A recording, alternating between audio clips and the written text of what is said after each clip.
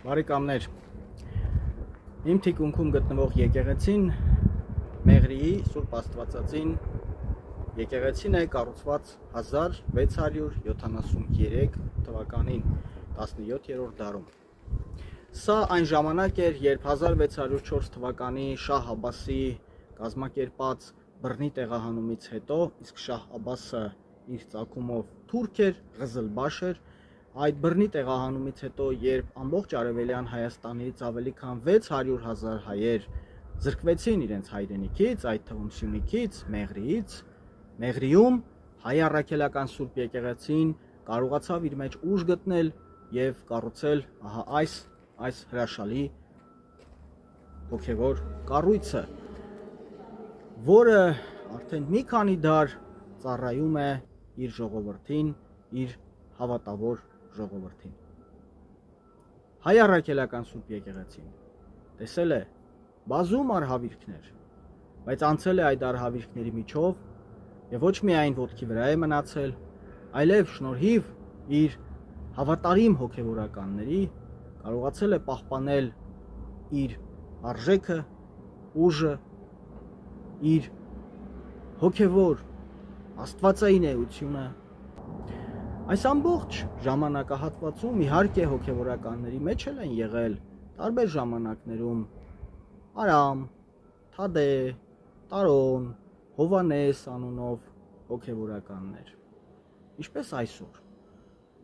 Այն ժամանակ էլ են եղել մարդիկ,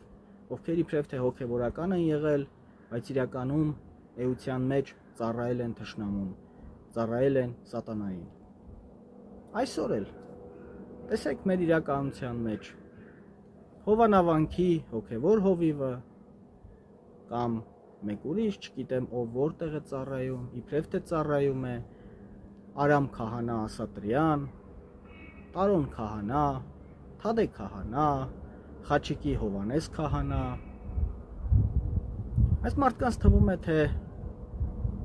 երբ իրենք ուրանան հայ առաքելական Սուրբ եկեղեցին եւ հարվածեն վեհափառին, իրենք դրանով իրենց անձը կփառավորեն։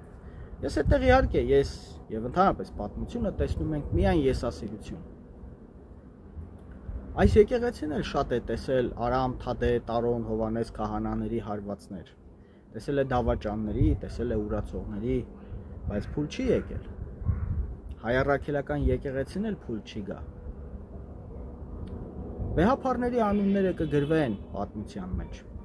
Իսկ Արամ, Թադե, Տարոն, Հովանես եւ նմանատիպ հայրենիքն ու եկեղեցին ուրացող ճակերտավոր հոգևորականների անունները չեն գրվի ոչ միտեղ։ Լավագույն դեպքում հոգևոր մատյաններում նրանց անունները կնշվեն որպես ուրացողներ, որպես թշնամու եւ սատանայի ծառայողներ։ Հարգելի հոգևորականներ, մարդիկ, ովքեր դեռ թակարդը չեն ընկել, մի ընկեք թակարդը, մի դարձեք թշնամու ծառա, մի դարձեք սատանայի գործիք, ծառայեք հայ առաքելական Սուրբ եկեղեցուն, տեր եղեք ձեր հայրենիքին, օգտակար եղեք ձեր ժողովրդին եւ մի ուրացեք այն, ինչ արյունով, հավատով, աղոթքով հասել է ձեզ եւ ձեր միջոցով պիտի փոխանցվի հաջորդներին։ Արամ, Տարոն, Թադե, Հովանես եւ նմանատիպ անուններով այսօրվա մի քանի ոչ արժեքավոր քահանաները չեն կարող ոչ մի լավ բան փոխանցել գալիքի սերունդներին։ Բայց դուք, հարգելի իրական հոգևորականներ, եթե շարունակեք հավատարիմ լինել հայ առաքելական Սուրբ եկեղեցուն եւ հայ ազգի արժեքներին, դուք պահպանած կլինեք այն, ինչը պետք է մեր երեխաներին, մեր թոռներին, վաղվա հոգևոր, ազգային, հայրենական հաղթանակների համար։ Միևնույն է, հայ առաքելական եկեղեցին կանգուն կմնա։ Եկեղեցին տեսել է Շահ Աբաս, տեսել է Լենգ Թեմուր, տեսել է Օսմանյան սուլթանների, տեսել է ամեն տեսակի սրիկա տեսել է, բայց չի քանդվել, չի քանդվելու, ուղղակի մի դարձեք փոքրիկ, այսքան փամփուշտ թշնամու ձեռքին։ Միևնույն է, ձեզ կզոհաբերեն ու ոչ ոք ձեր մասին չի հիշի։ Հոգևորականների մեջ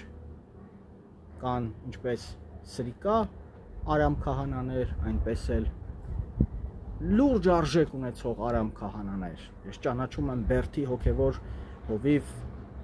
Տեր Արամ քահանային, որի առաջ խոնարհվում եմ։ Բայց նաև կա